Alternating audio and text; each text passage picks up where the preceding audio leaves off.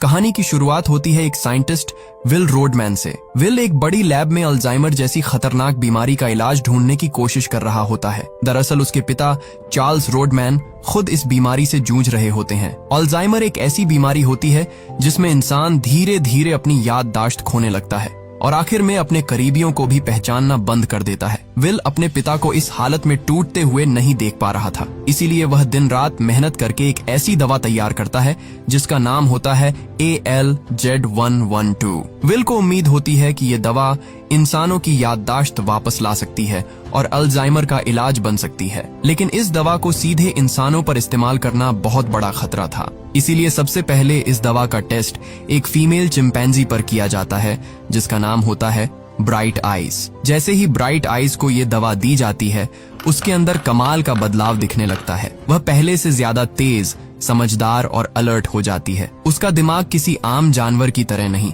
बल्कि इंसानों जैसा काम करने लगता है। विल ये सब देखकर बहुत खुश हो जाता है क्योंकि उसे पहली बार लगता है कि उसकी मेहनत सच में कामयाब हो सकती है। अब उसे यकीन हो जाता है कि ये दवा सिर्फ जानवरों पर नहीं बल्कि इंसानों पर भी काम कर सकती है। इसी उम्मीद के साथ विल अपनी रिसर्च कंपनी के बड़े लोगों के सामने रखने का फैसला करता है। इसके लिए एक बोर्ड मीटिंग रखी जाती है जहां विल अपनी दवा, उसके रिजल्ट्स और ब्राइट आइज में आए बदलाव के बारे में सबको बताने वाला होता है। यही मीटिंग आगे चलकर इस कहानी का पहला बड़ा मोड़ साबित होने वाली थी। बोर्ड मीटिंग में विल रोडमैन अपनी रिसर्च और टेस्ट रिजल्ट्स सबके सामने रखता है। वह सबको बताता है कि उसकी बनाई हुई दवा ALZ112 ने ब्राइट आइज के दिमाग पर जबरदस्त असर किया है। उसकी लर्निंग पावर बढ़ चुकी है, रिएक्शन पहले से तेज हो गया है और उसके अंदर इंसानों जैसी समझ दिखाई देने लगी है। विल की प्रेजेंटेशन देखकर बोर्ड के मेंबर्स काफी इम्प्रेस हो जाते हैं। खासकर कंपनी का हेड स्टीवन जैकब्स इस दवा में बहुत बड़ा प्रॉफिट देख रहा होता है।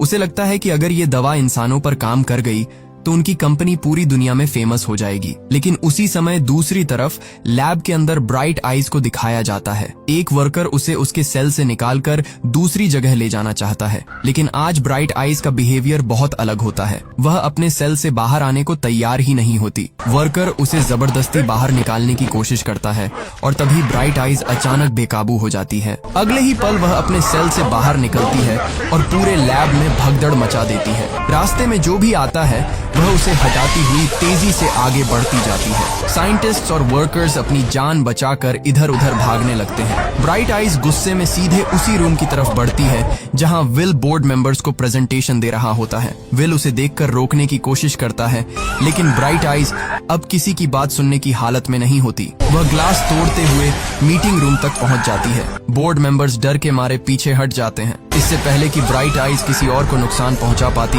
गार्ड्स तुरंत गन निकालते हैं और उसे गोली मार देते हैं। ब्राइट आइज वहीं गिर जाती है और उसकी मौत हो जाती है। ये सब देखकर पूरी कंपनी में हड़कंप मच जाता है। स्टीवन जैकब्स और बाकी लोग मान लेते हैं कि विल की दवा की वजह से ब्राइट आइज ने अपना कंट्रोल खो दिया था। उन्हें लगता है कि ये एक्सपेरिमेंट फेल हो चुका है और अगर ये बात बाहर गई तो कंपनी की रेप्यूटेशन खत्म हो जाएगी। इसी डर की वजह से स्टीवन तुरंत ऑर्डर देता है कि लैब में जितने भी चिंपैंजीज पर यह दवा टेस्ट की गई है उन सबको खत्म कर दिया जाए। विल ये सुनकर शॉक हो जाता है। वह स्टीवन को समझाने की कोशिश करता है कि दवा में कोई प्रॉब्लम नहीं है। ब्राइट आइज के ऐसे बिहेवियर के पीछे जरूर कोई और वजह होगी, लेकिन स्टीवन उसकी एक भी बात नहीं सुनता। वह साफ कह देता है कि प्रोजेक्ट बंद होगा और सारे टेस्ट सब्जेक्ट्स खत्म कर दिए जाएंगे। विल अंदर से टूट जाता है क्योंकि उसकी कई सालों की मेहनत एक ही पल में खत्म हो चुकी थी। लेकिन जब विल उदास होकर लैब के अंदर जाता है तभी एनिमल हैंडलर रॉबर्ट फ्रैंकलिन उसके पास आता है। फ्रैंकलिन उसे बताता है कि ब्राइट आइज पागल नहीं हुई थी। वह इसलिए गुस्से में थी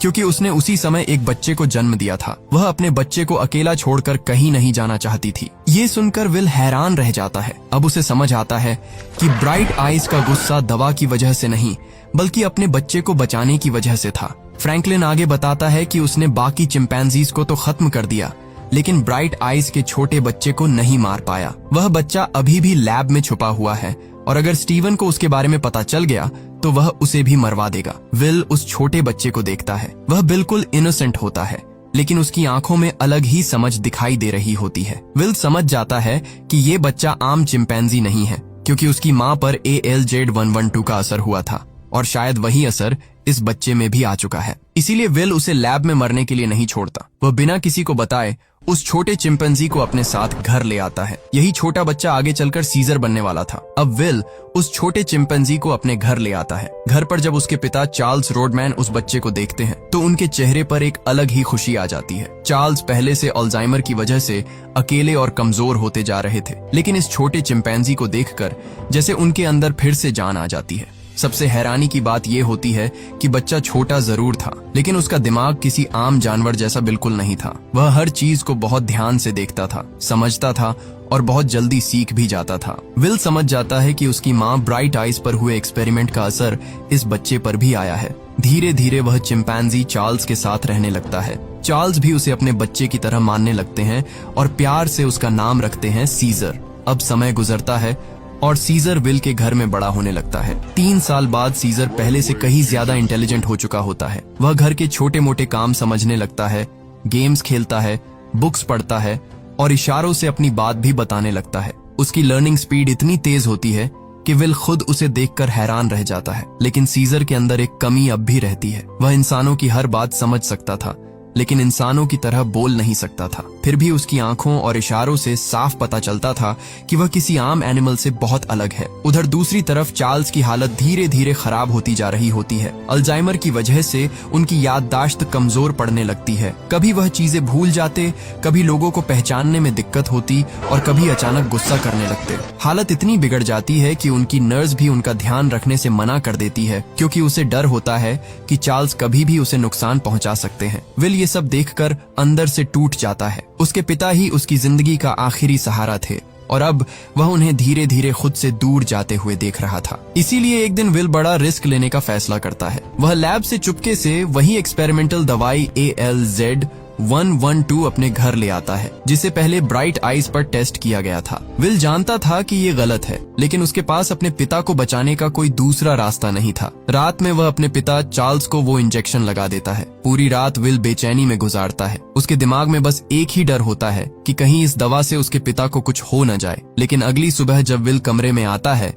तो वह हैरान रह जाता है। चार्ल्स पियानो बजा रहे होते हैं, वो भी बिल्कुल पहले की तरह। उनकी आंखों में फिर से पहचान लौट चुकी होती है और वह पहले से काफी नॉर्मल लगते हैं। विल को समझ आ जाता है कि दवा ने अपना काम कर दिया है। जहां एक तरफ विल अपने पिता को ठीक देखकर खुश होता है, वहीं दूसरी तरफ सीजर अब बड़ा हो रहा था और उसके अंदर आजादी की चाह भी बढ़ने लगी थी। वह अक्सर खिड़की से बाहर बच्चों को खेलते हुए देखता रहता था। उसे भी बाहर जाने, खेलने और खुली दुनिया देखने का मन करता था। एक दिन सीजर खुद को रोक नहीं पाता और चुपके से घर से बाहर निकल जाता है। वह पास के ही पड़ोसी के घर में चला जाता है, लेकिन तभी घर का मालिक उसे देख लेता है। सीजर को देखकर वह आदमी बुरी तरह भड़क जाता है और बिना कुछ समझे बेसबॉल बैट उठाकर उस पर हमला कर देता है। लेकिन तभी सही मौके पर विल वहां पहुंच जाता है और सीजर को उस आदमी से बचा लेता है। विल पड़ोसी को समझाने की कोशिश करता है कि सीजर सिर्फ खेलने के लिए बाहर आया था, उसका किसी को नुकसान पहुंचाने का कोई इरादा नहीं था। वह उसे बताता है कि सीजर उसका पेट है और जब तक उसे खतरा महसूस न हो वह किसी पर हमला नहीं करेगा। लेकिन पड़ोसी गुस्से में साफ धमकी देता है कि अगर ये बंदर दोबारा उसके घर के पास दिखा तो वह उसे जान से मार देगा। इस हमले में सीजर के पैर में चोट लग जाती है। विल उसे तुरंत एक वेट डॉक्टर कैरोलिन के पास ले जाता है। कैरोलिन जब सीजर का इलाज करती है तो वह उसकी हरकतें देखकर हैरान रह जाती है। सीजर दर्द समझ रहा था, बात समझ रहा था और बिल्कुल इंसानों की तरह रिएक्ट कर रहा था। कैरोलिन को पहली बार एहसास होता है कि सीजर कोई आम चिंपैंजी नहीं है। धीरे धीरे विल और कैरोलिन की दोस्ती बढ़ने लगती है। कैरोलिन भी सीजर से जुड़ने लगती है, क्योंकि सीजर का बिहेवियर उसे किसी जानवर जैसा नहीं बल्कि एक समझदार बच्चे जैसा लगता है। एक दिन कैरोलिन जब विल के घर आती है तो वह देखती है कि सीजर हमेशा घर के अंदर ही रहता है। वह अक्सर खिड़की से बाहर की दुनिया को देखता रहता है, जैसे उसके अंदर भी बाहर जाने की इच्छा हो। कैरोलिन विल से कहती है कि सीजर को हमेशा ऐसे घर में बंद रखना ठीक नहीं है, उसे भी खुली हवा और आजादी चाहिए। विल उसकी बात मान जाता है और फिर वह सीजर को कैरोलिन के साथ पास के म्यूअर वुड्स नेशनल मॉन्यूमेंट वाले जंगल में ले जाता है। जैसे ही सीजर वहां पहुंचता है उसके चेहरे पर अलग ही खुशी आ जाती है। ऊंचे ऊंचे पेड़, खुली जगह और आजाद माहौल देखकर वह पहली बार खुद को सच में जिंदा महसूस करता है। इसी तरह समय गुजरता है और अब 5 साल और निकल जाते हैं। सीजर अब बड़ा हो चुका होता है। उसकी ताकत, समझ और मैच्योरिटी पहले से कहीं ज्यादा बढ़ चुकी होती है। एक दिन विल, कैरोलिन और सीजर उसी जंगल में होते हैं। तभी वहाँ एक फैमिली अपने डॉग के साथ आती है। डॉग के गले में पट्टा बंधा होता है और वह सीजर को देखकर जोर जोर से भौंकने लगता है। सीजर उस डॉग को ध्यान से देखता है और फिर अपने गले में बंधे पट्टे को देखता है। उसी पल उसके अंदर एक बड़ा सवाल जन्म लेता है। वह विल से इशारों में पूछता है कि क्या मैं भी इसी डॉग की तरह एक जानवर हूँ? क्या तुमने भी मुझे इसलिए पट्टे से बांध रखा है? विल उसे समझाता है कि नहीं सीजर, तुम कोई पेट नहीं हो, तुम मेरे बेटे जैसे हो। लेकिन सीजर अब पहले जैसा बच्चा नहीं था। अब वह अपनी असली पहचान जानना चाहता था। तभी विल उसे अपनी लैब के बाहर ले जाता है और पहली बार उसे उसकी सच्चाई बताता है। विल उसे बताता है कि उसकी माँ ब्राइट आइज पर एक एक्सपेरिमेंट किया गया था। उसी एक्सपेरिमेंट की वजह से उसकी माँ इंटेलिजेंट बनी, लेकिन बाद में उसे मार दिया गया। और सीजर भी इतना समझदार इसलिए है क्योंकि वह उसी एक्सपेरिमेंट का असर लेकर पैदा हुआ था। ये सब सुनकर सीजर अंदर से दुखी हो जाता है। उसे पहली बार समझ आता है कि उसकी माँ कौन थी, उसके साथ क्या हुआ था और वह बाकी चिंपैंजी से अलग क्यों है। इसके बाद सभी लोग घर वापस आते हैं। रात को डिनर टेबल पर विल अपने पिता चार्ल्स को देखता है। चार्ल्स उल्टी तरफ से चम्मच पकड़कर खाना खाने की कोशिश कर रहे होते हैं। विल ये देखकर घबरा जाता है क्योंकि इसका मतलब साफ था कि ALZ112 का असर अब खत्म होने लगा है और अल्जाइमर फिर से वापस आ चुका है। विल समझ जाता है कि उसके पिता दोबारा उसी बीमारी की तरफ लौट रहे हैं जिससे वह उन्हें बचाना चाहता था। अगले दिन जब विल लैब में होता है तब घर पर चार्ल्स अकेले बाहर निकलते हैं। बीमारी की वजह से उन्हें सही गलत का होश नहीं रहता। वह पड़ोसी की कार समझकर उसके अंदर बैठ जाते हैं और उसे चलाने की कोशिश करते हैं, लेकिन कंट्रोल खोने की वजह से कार आगे खड़ी पड़ोसी की गाड़ी से टकरा जाती है। गाड़ी की आवाज सुनते ही पड़ोसी बाहर निकल आता है। ये वही आदमी होता है जिसने पहले भी सीजर पर हमला किया था। अपनी गाड़ी की हालत देखकर वह गुस्से में बेकाबू हो जाता है और चार्ल्स को पकड़कर कार से बाहर खींचने लगता है। चार्ल्स खुद अपनी हालत की वजह से कुछ समझ नहीं पा रहे होते, लेकिन पड़ोसी उनके साथ बदतमीजी करने लगता है। घर के अंदर से सीजर ये सब देख रहा होता है। वह विल के पिता को हमेशा अपने परिवार की तरह मानता था, इसलिए चार्ल्स के साथ ऐसा होते देख उसका गुस्सा फूट पड़ता है। सीजर तुरंत बाहर दौड़ कर आता है और उस आदमी पर हमला कर देता है। वह उसे जमीन पर गिरा देता है और गुस्से में उसकी उंगली काट लेता है। ये सीन देखकर आसपास के लोग डर जाते हैं क्योंकि अब पहली बार सीजर ने किसी इंसान को सीरियस नुकसान पहुंचाया था। इसके कुछ दिन बाद वह पड़ोसी सीजर के खिलाफ कंप्लेंट कर देता है। मामला कोर्ट तक पहुंचता है और फिर फैसला सुनाया जाता है कि सीजर को अब विल के घर में नहीं रखा जा सकता। एनिमल कंट्रोल टीम आती है और सीजर को जबरदस्ती सैन ब्रूनो प्राइमेट शेल्टर ले जाती है, जहां पहले से कई एप्स बंद होते हैं। जब सीजर वहां पहुंचता है तो शुरुआत में उसे लगता है कि शायद विल उसे किसी नई जगह खेलने के लिए लाया है, लेकिन जैसे ही उसे केज के अंदर बंद किया जाता है और विल बाहर जाने लगता है, सीजर को समझ आने लगता है कि अब कुछ गलत हो रहा है। वह घबराकर विल की तरफ दौड़ता है और इशारों में उसे कहता है कि मुझे यहाँ मत छोड़ो, मुझे अपने साथ घर ले चलो। विल भी उसे इस हालत में देखकर टूट जाता है, लेकिन कोर्ट के ऑर्डर की वजह से उसके पास कोई रास्ता नहीं होता। वह मजबूरी में सीजर से कहता है कि अभी उसे यही रहना होगा। सीजर ये सुनकर बिल्कुल शांत हो जाता है। उसे पहली बार महसूस होता है कि जिस इंसान को वह अपना परिवार मानता था वही उसे एक पिंजरे में छोड़कर जा रहा है। उधर विल के पिता चार्ल्स की हालत और ज्यादा खराब हो चुकी होती है। अल्जाइमर उन्हें पूरी तरह अपनी गिरफ्त में ले चुका था। विल एक साइंटिस्ट होकर भी अपने पिता को बचा नहीं पा रहा था और यही बात उसे अंदर से खाई जा रही थी। अब विल फैसला करता है कि वह इस बीमारी का इलाज किसी भी हालत में ढूंढ कर रहेगा। वह अपने बॉस स्टीवन जैकब्स से मिलता है और उसे बताता है कि ALZ112 ने उसके पिता पर काम किया था, लेकिन कुछ समय बाद उसका असर खत्म हो गया। विल कहता है कि अगर वह इस दवाई को और स्ट्रॉन्ग बना दे तो शायद अल्जाइमर का परमानेंट इलाज मिल सकता है। स्टीवन जैकब्स पहले तो सोचता है, लेकिन इस दवा में उसे फिर से बहुत बड़ा बिजनेस दिखाई देता है, इसलिए वह विल को एक आखिरी मौका देता है। दूसरी तरफ सीजर शेल्टर के अंदर बिल्कुल अकेला पड़ चुका होता है। वह विल के वापस आने का इंतजार करता रहता है। उसे उम्मीद होती है कि विल आएगा और उसे फिर से अपने घर ले जाएगा, लेकिन हर गुजरते दिन के साथ उसकी उम्मीद टूटने लगती है। वहाँ उसे जो खाना दिया जाता है वह बेहद खराब होता है। जब वह खाना नहीं खाता तो शेल्टर में काम करने वाला डॉज लैंडन उसे डराता और टॉर्चर करता है। सीजर पहली बार समझता है कि इंसानों की दुनिया में उसके लिए प्यार से ज्यादा कैद और दर्द है। अकेलेपन में सीजर दीवार पर चौक से एक खिड़की बनाता है। ये वही खिड़की होती है जिससे वह विल के घर में बैठकर बाहर की दुनिया देखा करता था। उस ड्राइंग से साफ पता चलता है कि सीजर अपने घर, अपनी आजादी और अपनी पुरानी जिंदगी को कितना याद कर रहा है। इधर विल लैब में दिन रात मेहनत करता है और आखिरकार ALZ112 से भी ज्यादा पावरफुल नई दवाई बना लेता है, जिसका नाम होता है ALZ-112। इस बार टेस्ट के लिए एक नए चिंपैंजी को तैयार किया जाता है जिसका नाम होता है कोबा। लेकिन इंजेक्शन देने से पहले लैब में एक छोटी सी गलती हो जाती है।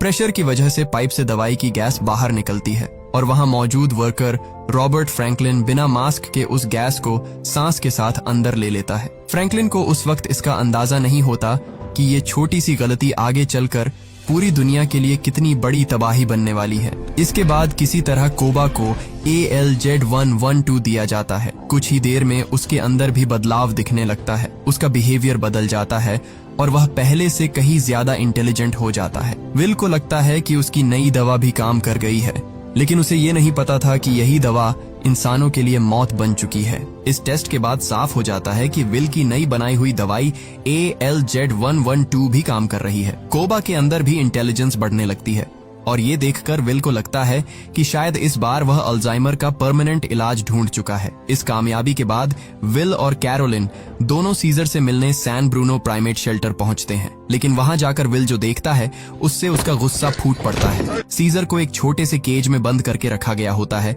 और उसके हाथ पर चोट के निशान भी दिखाई दे रहे होते हैं। विल तुरंत वहां के लोगों पर भड़क जाता है और उन्हें साफ धमकी देता है कि अगर सीजर के साथ दोबारा ऐसा बिहेवियर हुआ तो वह इस पूरी जगह को बंद करवा देगा। उधर सीजर जो इतने दिनों से अकेला और उदास बैठा था, विल को देखते ही उसकी आंखों में चमक आ जाती है। उसे लगता है कि शायद आज विल उसे वापस घर ले जाने आया है, लेकिन विल उसे समझाता है कि कोर्ट की परमिशन के बिना वह उसे अभी घर नहीं ले जा सकता। उसे कुछ दिन और यही रहना होगा। ये सुनते ही सीजर का चेहरा उतर जाता है। वह समझ जाता है कि विल इस बार भी उसे लेने नहीं आया। विल और कैरोलिन वहां से चले जाते हैं और सीजर फिर से उसी केज में अकेला रह जाता है। अब सीजर के अंदर विल और इंसानों को लेकर भरोसा धीरे धीरे टूटने लगता है। उसे अपना घर, चार्ल्स और वो खिड़की याद आती है जहां से वह बाहर की दुनिया देखा करता था। दूसरी तरफ जब विल घर वापस आता है तो अपने पिता चार्ल्स की हालत देखकर घबरा जाता है। चार्ल्स अब पूरी तरह कमजोर हो चुके होते हैं। विल उन्हें अपनी नई दवाई ALZ-112 देने की कोशिश करता है, लेकिन चार्ल्स उसे रोक देते हैं। वह विल से कहते हैं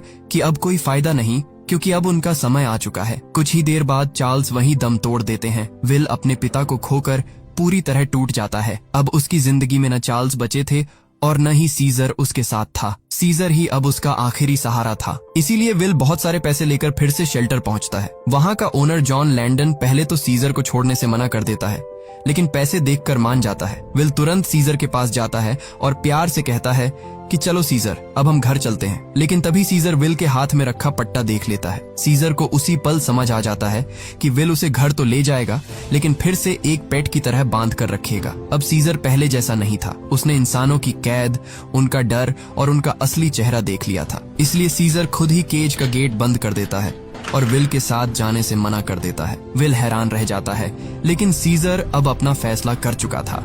वह सिर्फ अपनी आजादी नहीं चाहता था, बल्कि वहां बंद हर ऐप की आजादी के लिए खड़ा होना चाहता था।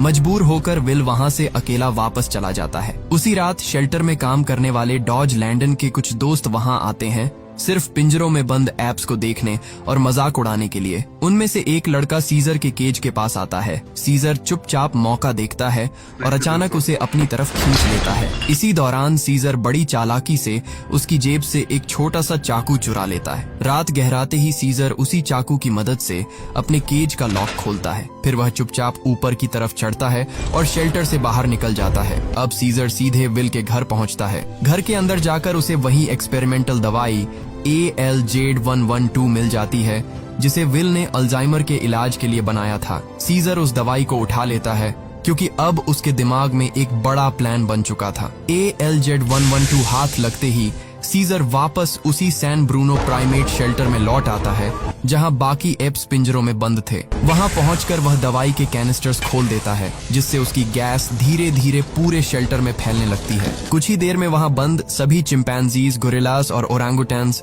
उस गैस को सांस के साथ अंदर लेने लगते हैं। जैसे जैसे गैस असर करती है, उनके अंदर भी सीजर जैसी समझ और इंटेलिजेंस जागने लगती है। अब वे सिर्फ पिंजरे में बंद जानवर नहीं थे, बल्कि सोचने समझने वाले एप्स बन चुके थे। सीजर का प्लान भी यही था। वह चाहता था कि यहाँ बंद हर ऐप इंटेलिजेंट बने, ताकि सब मिलकर इस कैद से आजाद हो सकें। लेकिन दूसरी तरफ इस दवाई का इंसानों पर असर बहुत खतरनाक हो चुका था। रॉबर्ट फ्रैंकलिन जिसने लैब में गलती से ALZ112 की गैस सांस के साथ अंदर ले ली थी, अब बुरी तरह बीमार पड़ चुका होता है और बाद में उसकी मौत हो जाती है। मतलब ये दवाई एप्स को इंटेलिजेंट बना रही थी, लेकिन इंसानों के लिए एक खतरनाक वायरस साबित हो रही थी। उधर शेल्टर में सीजर अब पूरी तरह तैयार होता है। वह फैसला कर चुका था कि आज रात कोई भी ऐप इस जगह के अंदर कैद नहीं रहेगा। तभी वहां डॉज लैंडन आ जाता है, वही आदमी जो सीजर और बाकी एप्स को दिन रात टॉर्चर करता था। डॉज अपने हाथ में इलेक्ट्रिक प्रॉड लेकर सीजर को फिर से डराने की कोशिश करता है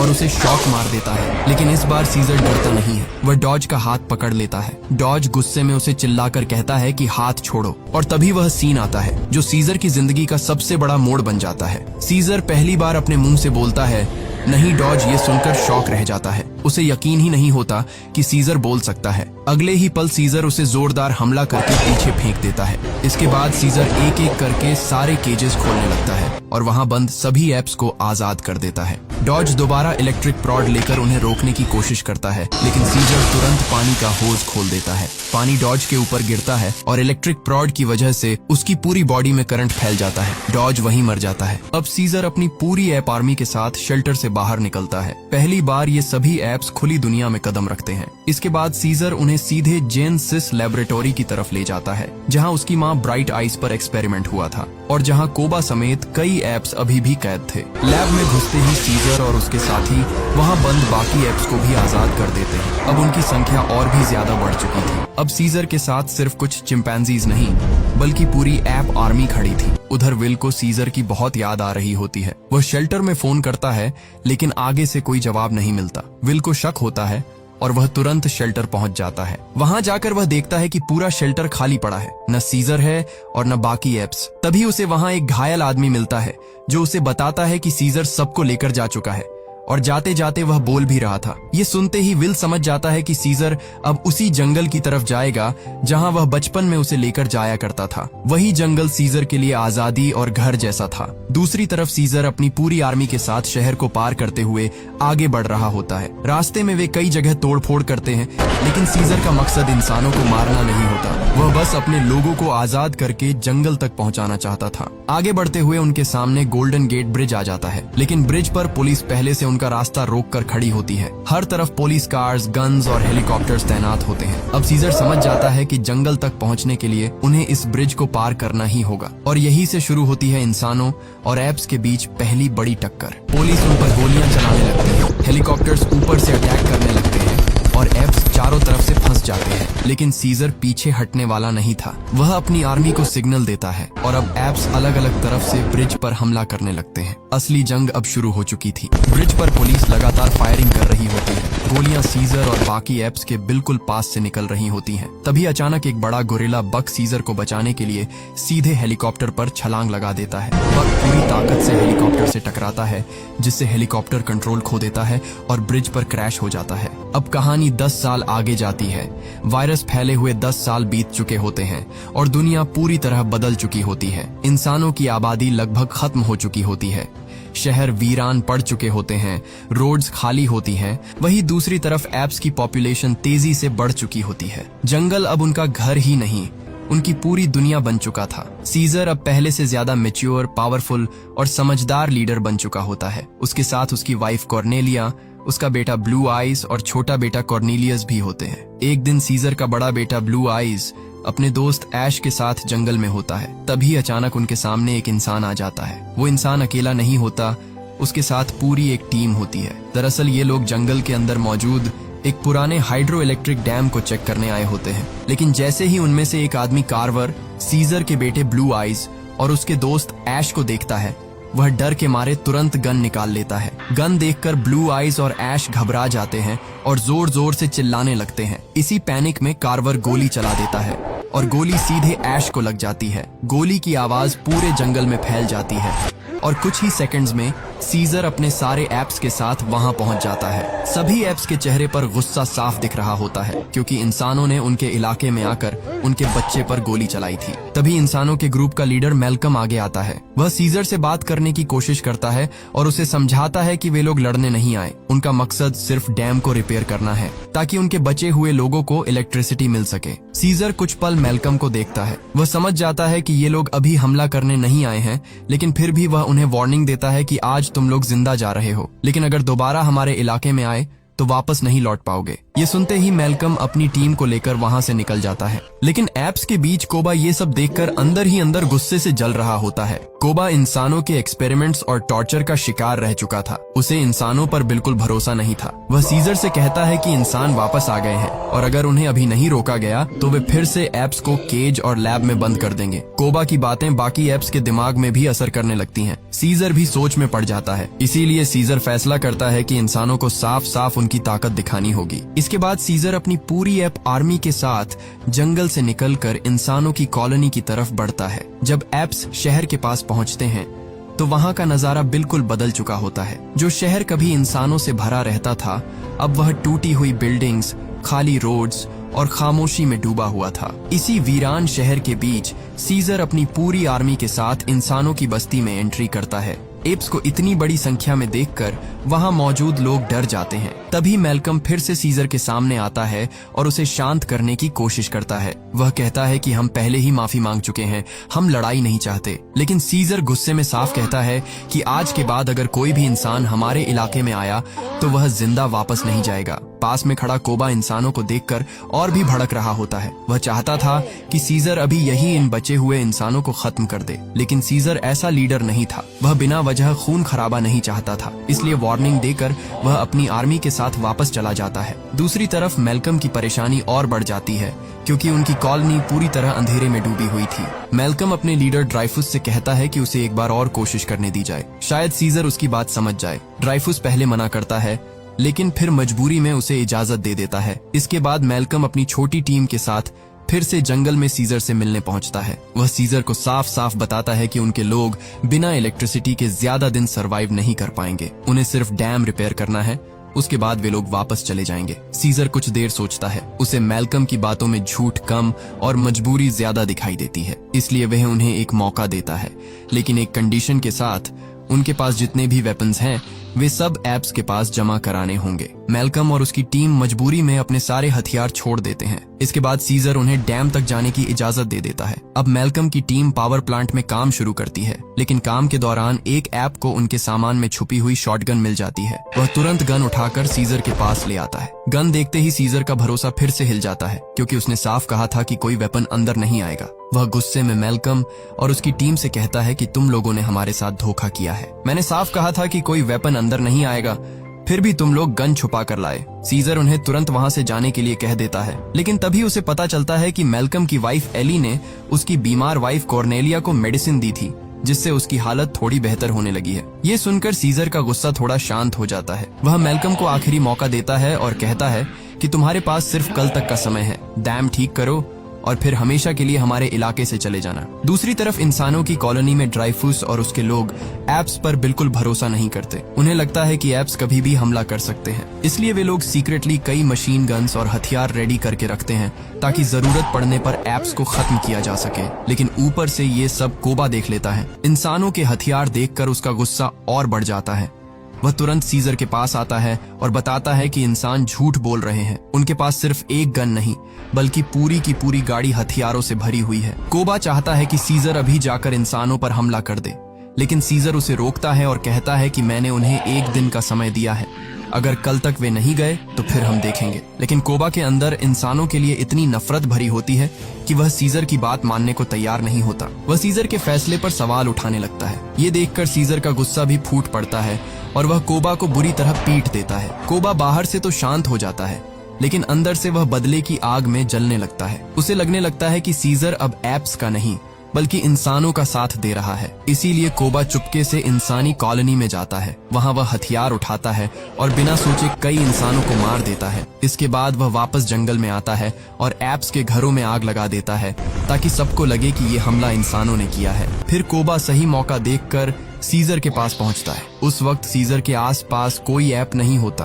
कोबा बिना देर किए गन निकालता है और सीजर को गोली मार देता है। गोली लगते ही सीजर ऊंचाई से नीचे गिर जाता है। इसके बाद कोबा बाकी एप्स के पास जाता है और उन्हें भड़काने लगता है। वह कहता है कि इंसानों ने हमारे घर जला दिए और सीजर को भी मार दिया। अब अगर हमने बदला नहीं लिया तो वे हमें फिर से केज में बंद कर देंगे। कोबा की बातें सुनकर एप्स के अंदर गुस्सा फैल जाता है। फिर कोबा खुद को नया लीडर घोषित कर देता है और सबको इंसानों के खिलाफ जंग के लिए तैयार कर देता है।